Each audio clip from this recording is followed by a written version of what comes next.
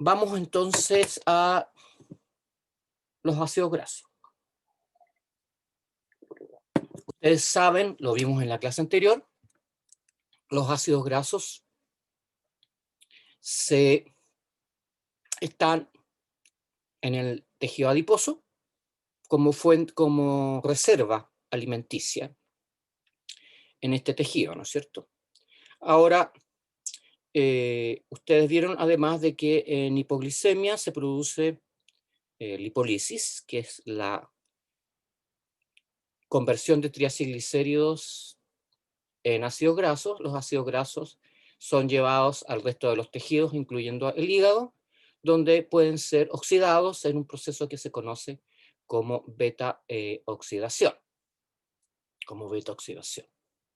Sin embargo, hay varios tejidos en el organismo, incluido el hígado, que tienen la capacidad de sintetizar ácidos grasos. Esto significa que no necesitamos, obviamente, y eso ya se explicó, ingerir todos los ácidos grasos que necesita nuestro organismo en la dieta, porque hay varios de ellos que se sintetizan, ¿no es cierto? En ese sentido, nosotros somos independientes de la presencia de ciertos ácidos grasos en la dieta, no todos, porque hay algunos que hay que ingerirlos de todas maneras en la dieta, pero podemos sintetizar ácidos grasos. Y los ácidos grasos, el mismo hígado los puede transformar en triacilglicéridos, proceso que recibe el nombre de lipogénesis hepática. La lipogénesis, entonces, es la síntesis de triacilglicéridos a partir de ácidos grasos. Y está asociada a varios tejidos, no solo el hígado. Por ejemplo, el tejido adiposo realiza lipogénesis. El tejido adiposo también realiza lipogénesis. Y ustedes ya lo saben, aunque no hayamos visto el proceso en detalle. ¿Por qué? Porque cuando vimos, ¿se acuerdan? En la primera parte de la primera clase, cuando vimos qué ocurre cuando ustedes ingieren en la dieta ácidos grasos, cuando vimos su digestión a nivel del tracto intestinal, ustedes se dieron cuenta de que estos ácidos grasos se absorben a nivel de los enterocitos y los enterocitos los transforman en triacilglicéridos. Estos triacilglicéridos son transportados en forma de kilomicrones, que son estas lipoproteínas, de las que vamos a hablar en detalle el viernes. Son transportados a los tejidos. Los kilomicrones no pasan por el hígado, van directo a los tejidos extrahepáticos, y cuando llegan a los tejidos de destino, por ejemplo, el tejido adiposo, estos kilomicrones entregan los ácidos grasos. Estos ácidos grasos son tomados por el tejido adiposo y son utilizados para sintetizar triacilglicéridos. Y esa es la manera en la cual los ácidos grasos se guardan como reserva en el tejido adiposo. Hablemos específicamente del proceso de síntesis de ácidos grasos. La síntesis de ácidos grasos ocurre en el citoplasma de varios tejidos. Entonces la síntesis es citoplasmática. La beta-oxidación es mitocondrial. Ahí ya tienen una diferencia. Ocurre en tejidos como hígado, riñón, cerebro, pulmón y glándulas mamarias. Estos son los tejidos más importantes en cuanto a la síntesis de ácidos grasos. Posiblemente hay alguno que a uno se le puede escapar, pero nosotros tenemos capacidad endógena de sintetizar ácidos grasos. Y utiliza al acetilcoenzimo A como precursor, además de NADPH, no NADH, NADPH, niacina adenina fosfato, ATP, biotina y bicarbonato. Estos son los precursores para la síntesis de cuerpos cetónicos. Para la síntesis de ácidos grasos. Todavía estoy pegado con los cuerpos cetónicos. Una cuestión que es importante, y por favor les pido que recuerden esto. El tejido adiposo, a pesar de que esterifica los ácidos grasos y los transforma en triacilglicéridos, no es significativamente importante para la síntesis de ácidos grasos. Eso significa que los ácidos grasos que son esterificados con glicerol en el tejido adiposo vienen todos o vienen de la dieta o vienen del hígado fundamentalmente, que es el que los sintetiza. Repito, el tejido adiposo en humanos no es un tejido significativamente importante para la síntesis de ácidos grasos. Algo de síntesis hay, pero es basal, muy baja. Esto hace que los ácidos grasos que el tejido adiposo esterifica vengan desde otros tejidos, fundamentalmente, como les dije, el hígado. Bien, dicho esto, la síntesis de ácidos grasos empieza fundamentalmente con la disponibilidad citoplasmática de acetilcoenzimo A. Ya voy a explicar esto. Y la etapa importante, o la primera etapa importante, es la síntesis de malonilcoenzimo A. Este, chiquillos, es el malonilcoenzimo A. Es un compuesto, es un ácido que tiene 3 átomos de carbono. Uno de ellos está tioesterificado con coenzimo A.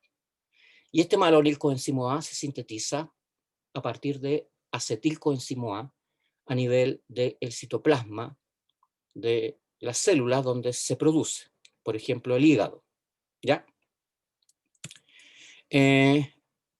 Otra cuestión importante es que la síntesis de malonilcoenzimo a partir de acetilcoenzimo A, como les voy a mostrar a continuación, es la etapa regulada de la vía, la etapa marcapaso de la vía, la etapa lenta de la vía. ¿Ya? Entonces, la enzima que cataliza la formación de malonilcoenzimo A es la acetilcoenzimo A carboxilasa. Y esta enzima la tienen que recordar, porque es fundamental en este curso. ¿Qué hace la acetilcoenzimo A carboxilasa?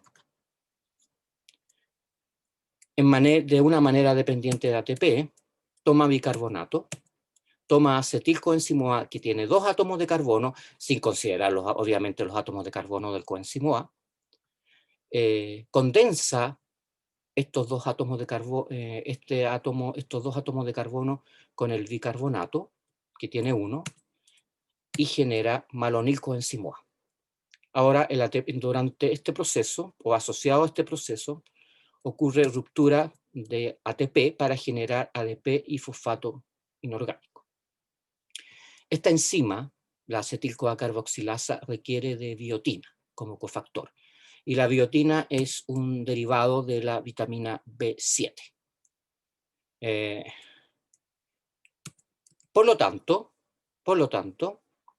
repito, la síntesis de malonilcoenzimo A por esta enzima, que es la enzima marcapaso de la síntesis de ácidos grasos, requiere de acetilcoenzimo A y bicarbonato fundamentalmente para sintetizar malonilcoenzimo A. Un átomo de carbono más 2 átomos de carbono da 3 átomos de carbono, es lo que tenemos acá. ¿Ya? Una cuestión importante que yo les mencioné creo que fue al final de la clase anterior, es el malonilcoenzimo A.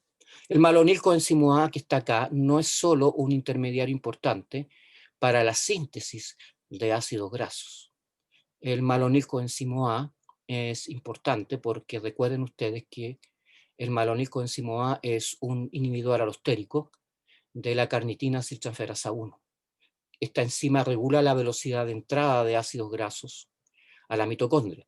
Por lo tanto, es la enzima marcapaso de la beta-oxidación.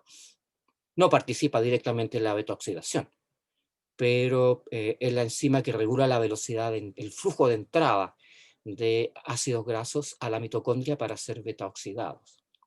Ya, y si el malonil coenzimo A es un inhibidor alostérico, cuando haya síntesis, cuando el organismo o cuando el hígado esté desplazado hacia la síntesis neta, su metabolismo esté desplazado hacia la síntesis neta de ácidos grasos, los niveles de malonil coenzimo A van a ser altos, por lo tanto la beta-oxidación va a estar inhibida. Esto es recontra de qué es importante, porque esta regulación implica que no puede haber síntesis de ácidos grasos simultáneamente con beta-oxidación. En realidad esta es una cuestión de velocidades. Ustedes saben que las vías metabólicas nunca están completamente inhibidas. Uno habla de incrementos de velocidad, disminución de la velocidad, habla de síntesis, habla de vías más activas y de vías menos activas. Cuando hay síntesis de ácidos grasos, lo que ustedes tienen es que la beta-oxidación está en su forma menos activa desde el punto de vista cinético. Ahora, esto implica que el malonil coenzimo A tiene este rol regulador súper importante. Bueno, y aquí aquí está puesta la acetil-CoA carboxilasa, cuya actividad se regula por lo menos a nivel hepático, se regula por fosforilación. Esto hace que esta enzima, la acetil-CoA carboxilasa, ya la vamos a volver a ver, es dependiente de los niveles circulantes de glucosa. Si los niveles circulantes de glucosa están altos, la insulina produce una activación de esta enzima, y si los niveles circulantes de carbohidratos están bajos, el glucagón produce fundamentalmente una fosforilación e inhibición de esta enzima. ¿Ya? ¿Alguna duda con respecto a esto? Porque esto es importante. Si no, todavía no entienden la regulación de la acetil-CoA carboxilasa, no importa, porque lo vamos a ver ahora. Profe, Sí, dime. el contexto de este proceso de síntesis era cuando el profe finalizó con eso, ¿cierto? De que había una ingesta muy grande de glucosa en la sangre. Pero cuando pasaba Los esto, niveles de llegábamos, glucosa están altos en la sangre. ¿sí? O sea, Cuando llegábamos y pasaba eso, era que producía como un estancamiento a nivel del ciclo de Krebs de citrato. Y cuando había citrato a nivel del citoplasma era porque el profe lo describió como una glucosa así como que estábamos con caballo de glucosa, una cosa así. ya voy Pero a hablar de eso. Así que la duda que me queda, y no sé si en realidad eso es lo que va a hablar, pero es respecto a que como teníamos esta concentración alta de citrato, era porque más que nada el ciclo de Krebs estaba inhibido. Y si estaba inhibido, era porque el hígado en sí no necesitaba producir tanto ATP, pero el ATP que necesita solamente lo está sacando o lo está utilizando a partir de la glucólisis. Esa es la única vía que está teniendo como síntesis de ATP. eh, mira, la síntesis de ácidos grasos está acoplada a la glucólisis porque ambos procesos son estimulados por insulina. Pero ya te voy a explicar bien en detalle por qué se empieza a acumular citrato. ¿Ya? Así que sigamos con esto. Yo, profe, Aquí, gracias. aquí viene justo la explicación. Tú tienes la mitocondria y citoplasma. Estamos hablando del hígado, ¿ya? Fundamentalmente. Los carbohidratos dietarios, entonces tú sabes, son oxidados por la glucólisis para generar piruvato. Ahora el piruvato puede entrar a la mitocondria porque tiene un transportador. El piruvato tiene un transportador a nivel de la membrana interna de la mitocondria, lo que hace que pueda entrar. Entonces en la mitocondria el piruvato se transforma en acetilcoenzimo A, la piruvato deshidrogenasa, que es dependiente de NAD, y el acetilcoenzimo A, ustedes saben que se condensa con oxaloacetato para generar citrato. Y el citrato va al ciclo de Krebs. Eso es lo que ustedes han estudiado hasta ahora. Antes de especificar las condiciones en que la síntesis de ácidos grasos está estimulada, hay una cuestión súper importante, es que hay un transportador de citrato a nivel de la membrana interna de la mitocondria. Esto le permite al citrato salir. Eso significa que cuando el citrato se acumula a nivel mitocondrial, digámoslo de manera coloquial, el citrato se desborda y puede ir al citoplasma. En esta situación, el citrato va a ser vuelto a convertir en acetilcoenzimo A y oxaloacetato por acción de una liasa, una enzima que es dependiente de ATP, que está ubicada en el citoplasma, y el acetilcoenzimo A ahora va a ser utilizado por la acetil-CoA carboxilasa para generar malonilcoenzimo A. Como se van a dar cuenta en las diapositivas siguientes, esta enzima es estimulada por insulina y la glicolisis es estimulada por insulina. Ahora voy a tratar de explicarles esto de la manera más pedagógica que exista. Supongan que ustedes van a un restaurante y se comen, yo siempre doy el ejemplo de la tallarinata, porque a la gente le gustan mucho las masas. A mí personalmente, no es que no me gusten los tallarines, es que empiezo a comer, por ejemplo, tallarines y al poco andar se me quita el deseo de seguir comiendo. Ya, pero no sé, pues en estos restaurantes que se especializan en masa, dan unos tremendos platos de tallarines. Entonces, ¿qué es lo que tienen ahí? Ahí ustedes tienen puro almidón.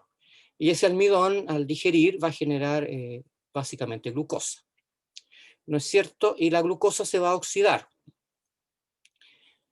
por los distintos tejidos. No es el hígado el único que oxida la glucosa. Pero ustedes saben que el hígado tiene ciertas características importantes. Tiene la glucoquinasa, que es una enzima de Km alto, que da cuenta de la capacidad incrementada que puede tener el hígado cuando la concentración de glucosa sube a nivel plasmático.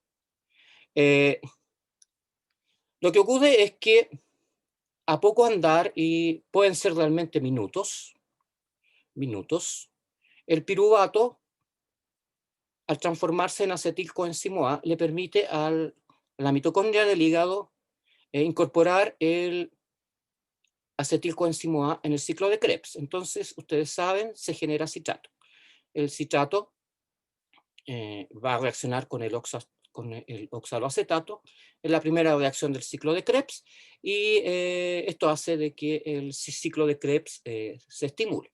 Además, la insulina estimula el ciclo, obviamente, estimula el ciclo de Krebs, ¿no es cierto? Estimula a la citratosintasa y recuerden, el citrato va a los átomos de carbono, mejor dicho, del ciclo de Krebs, ingresan a ciclo de Krebs, donde estos átomos de carbono van a ser oxidados.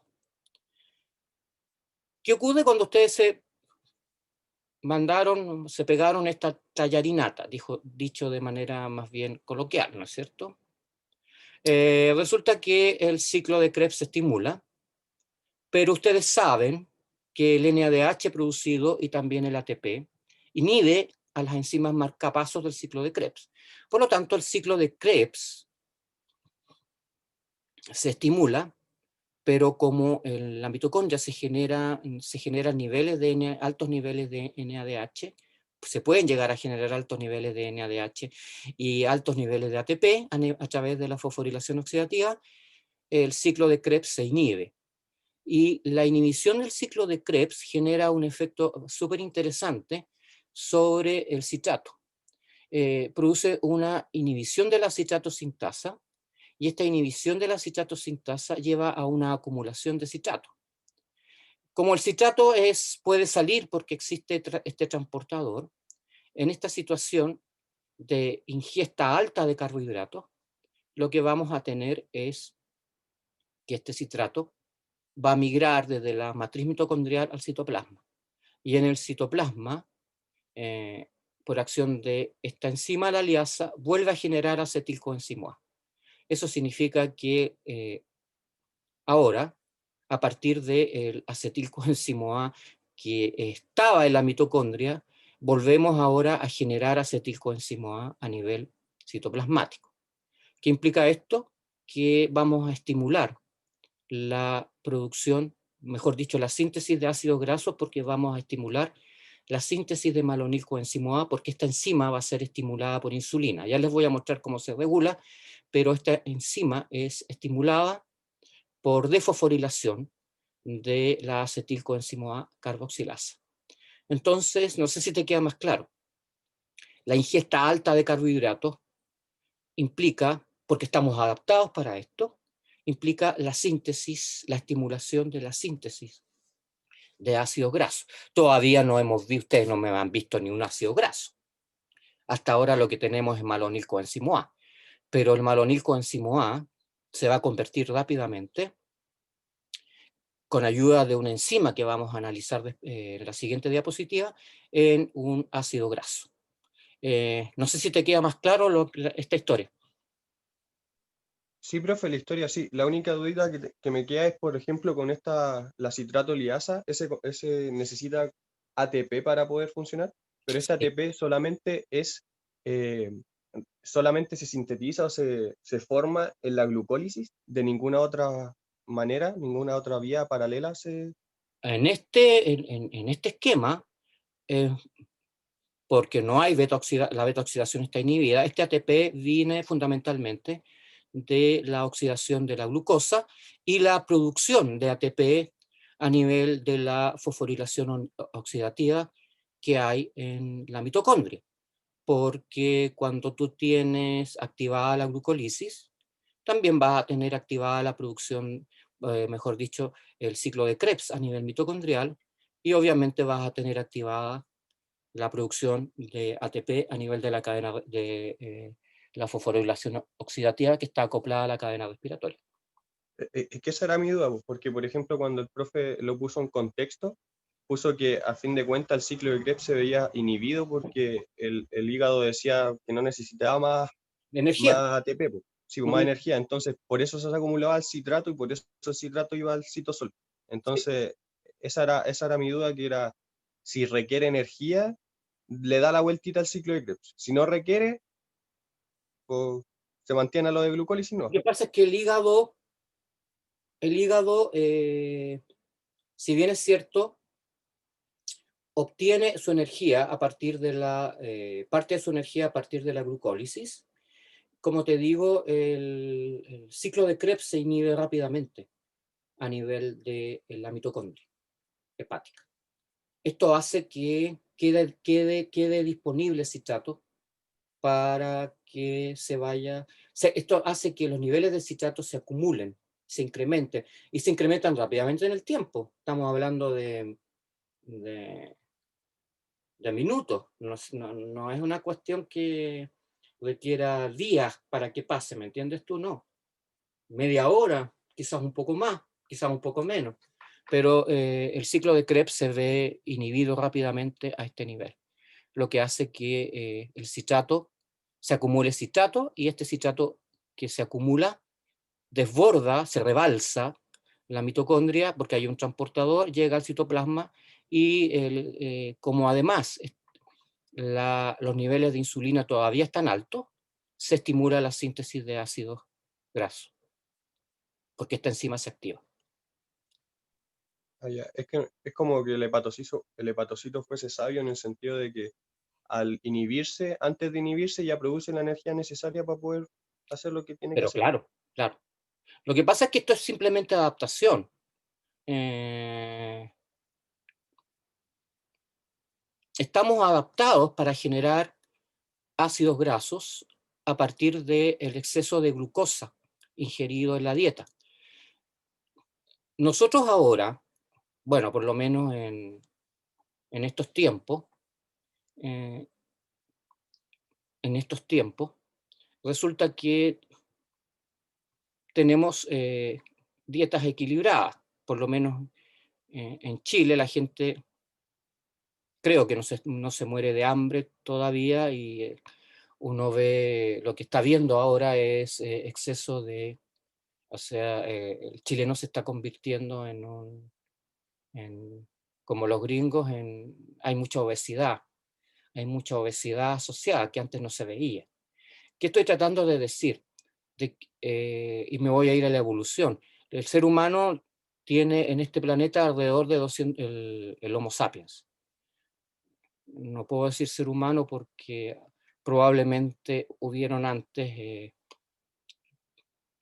individuos del género Homo, que eran de otras especies, que también eran pensantes. El Homo sapiens tiene 200.000 años en este planeta. Y fíjense que estamos hablando de cuando nosotros empezamos a escribir, hace 5.000 años. La agricultura, unos 6.000 años. Resulta que el resto de esos 200.000 años, 6.000 o 7.000 años no es nada en 200.000 años. ¿Cómo sobrevivimos durante esos 200.000 años? Precisamente a la reserva energética del tejido adiposo de los triacilglicéridos y a este proceso. ¿Por qué? Porque podemos, en época de vacas gordas, podemos sintetizar ácidos grasos. En épocas de vacas flacas utilizamos esos carbohidratos, utilizamos esas reservas para poder sobrevivir. ¿Qué significa esto? Que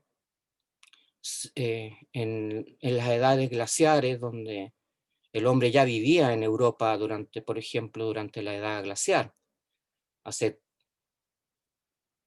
menos de 11.000 años que salimos de la edad glacial. Hace 20.000 años en Europa había una tremenda glaciación. Digo Europa porque fundamentalmente, si bien nosotros somos una mezcla, y eso lo prueba la secuenciación, como dirían por ahí, el hombre blanco apareció en Europa. Apareció fundamentalmente en Europa después de que su pigmentación se incrementó. Entonces, la gente que vivía en las zonas frías pudo subsistir gracias a la síntesis de ácidos grasos. Nosotros somos menos dependientes del proceso de síntesis de ácidos grasos porque tenemos disponibles fuentes de alimento todo el tiempo.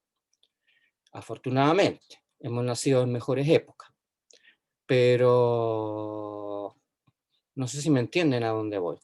Esto es simplemente una adaptación evolutiva. Es una adaptación evolutiva para pasar las épocas de vaca flaca. No todos los mamíferos tienen el metabolismo que nosotros tenemos. Bien. Una consulta. Dime. ¿Qué pasa con el oxalacetato que está en el citoplasma? El oxaloacetato, en esta situación, probablemente se va a quedar, puede ser convertido en malato, porque está la malato deshidrogenasa citoplasmática. Se va a quedar ahí dando vuelta, o puede ser utilizado para la síntesis de aminoácidos. El oxaloacetato por transaminación puede generar, como van a ver ustedes, un aminoácido de tipo ácido, directamente por transaminación. ¿Ya? Así que podría ser transformado en aminoácido, por ejemplo. Sus átomos de carbono se podrían utilizar para la síntesis de aminoácidos. ¿Ya? Gracias. Bien. En el citoplasma existe una enzima que recibe el nombre de sintasa de ácidos grasos, que en mamíferos, en humanos, es una enzima muy grande, un solo polipéptido que tiene varias actividades enzimáticas asociadas. O sea, es un solo polipéptido con varios sitios activos. Específicamente, en este caso, 7 sitios activos que catalizan una serie de reacciones que van a ir a la síntesis de un ácido graso. Aquí yo les muestro en detalle las distintas actividades enzimáticas asociadas. Obviamente no voy a pedir que se las aprendan de memoria, porque no tiene ningún sentido. Sin embargo, hablando un poquito de la estructura, la sintasa de ácidos grasos está cristalizada, se sabe perfectamente su estructura, dónde están los distintos sitios activos.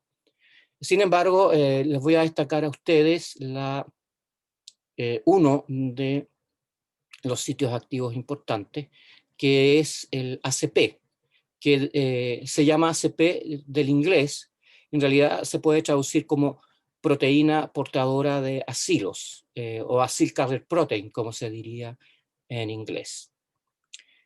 Bien, la sintasa de ácidos grasos no tiene regulación hormonal por glucagón e insulina. Eso significa que la actividad de la sintasa de ácidos grasos es dependiente de los niveles de malonil coenzimo A que se generen en esta reacción, en la síntesis de malonil coenzimo A partir de acetil coenzimo A. Recuerden que esta enzima sí tiene regulación por glucagón y por insulina. Por lo tanto, hablemos específicamente de la biosíntesis de los ácidos grasos. ¿Cuánto llevamos ya? 9:48. En teoría empezamos pasado las 8:30. Llevamos alrededor de 1 hora.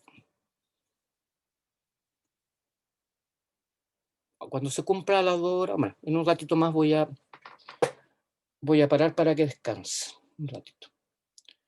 ¿Qué tenemos? Tenemos que los carbohidratos de la dieta generan por glucólisis piruvato, ¿no es cierto?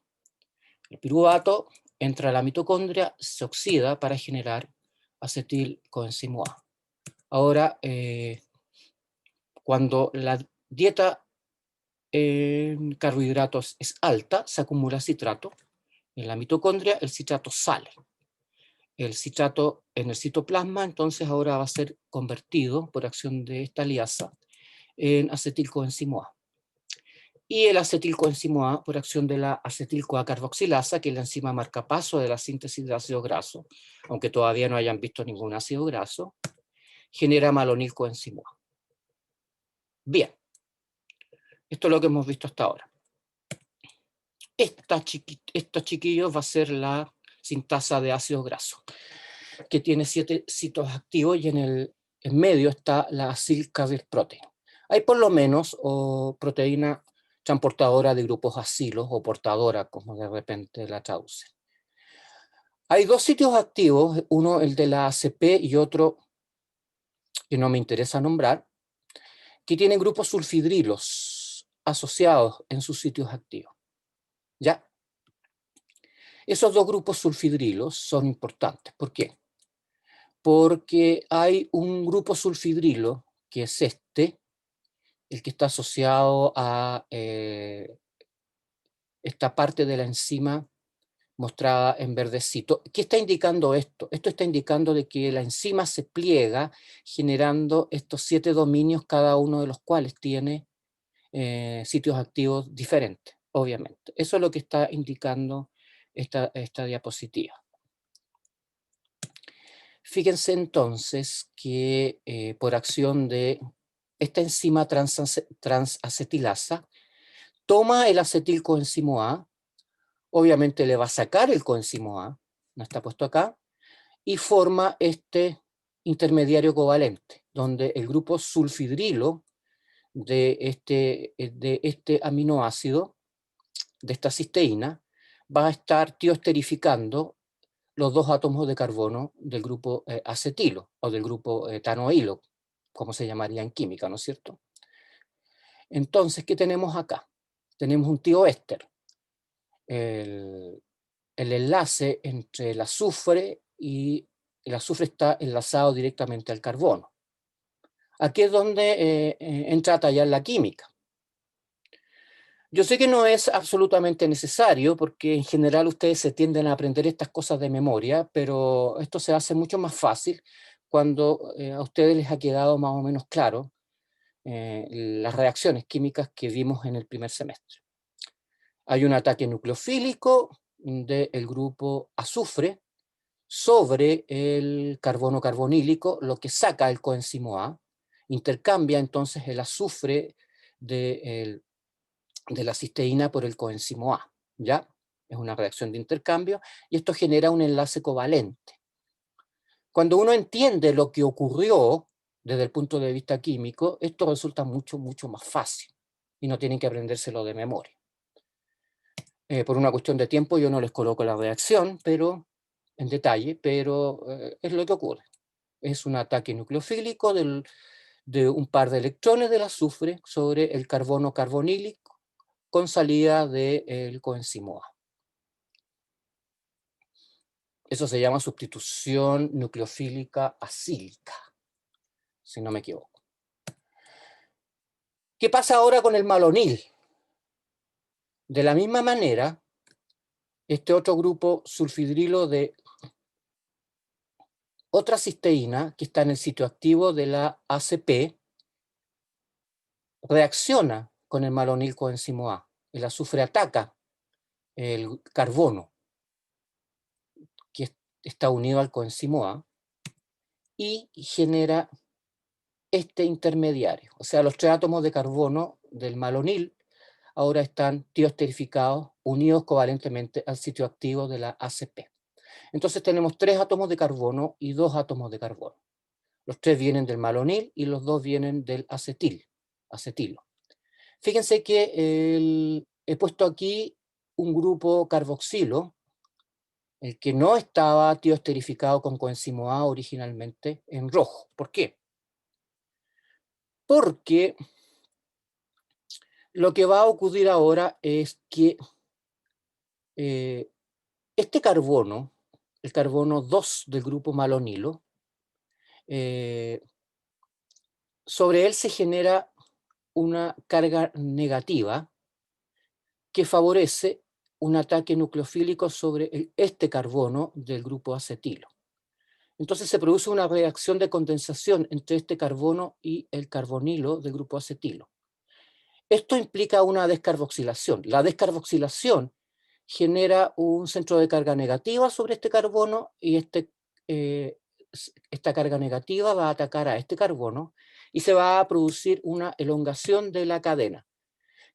Como este grupo carboxilo se pierde, como este grupo carboxilo se pierde y se ha producido un ataque nucleofílico de este carbono por el electrón que adquiere de sobra sobre este carbono, se produce una elongación y estos 2 átomos de carbono se condensan generando uno de 4, generando ahora una estructura de 4 que está unido a la silk carrier protein, o sea, a este centro que está aquí indicado en rojito, que está en el medio de la sintasa, que está rodeado por los otros, no son subunidades, sino que por las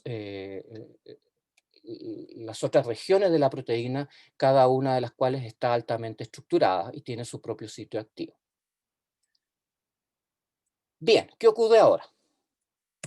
Lo que va a ocurrir ahora es que va a haber una reducción, la primera reducción dependiente de NADPH.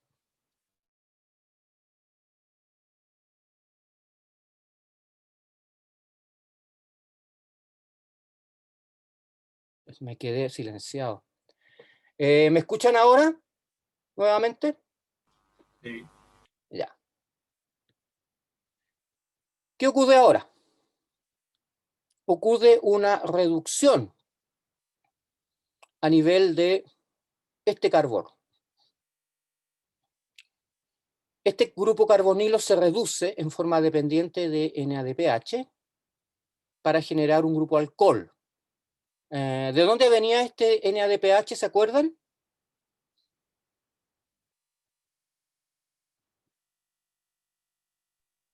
De la vía de las pentosas. De la vía de las pentosas. Hay otra forma de generar NADPH, pero fundamentalmente tenemos gran dependencia de la vía de las pentosas, ¿no es cierto? Por lo tanto, se produce una reducción de este carbono. El hidrógeno se agrega acá y el oxígeno se transforma en un grupo alcohol. En una reacción siguiente se va a producir una deshidratación.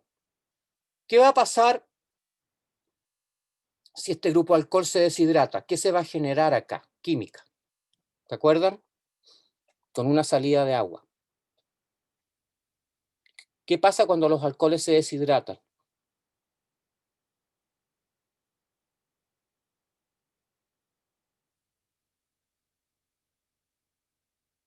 ¿Qué genera la deshidratación de alcoholes? Un doble enlace. Muy bien, un doble enlace, un alqueno. Y eso es lo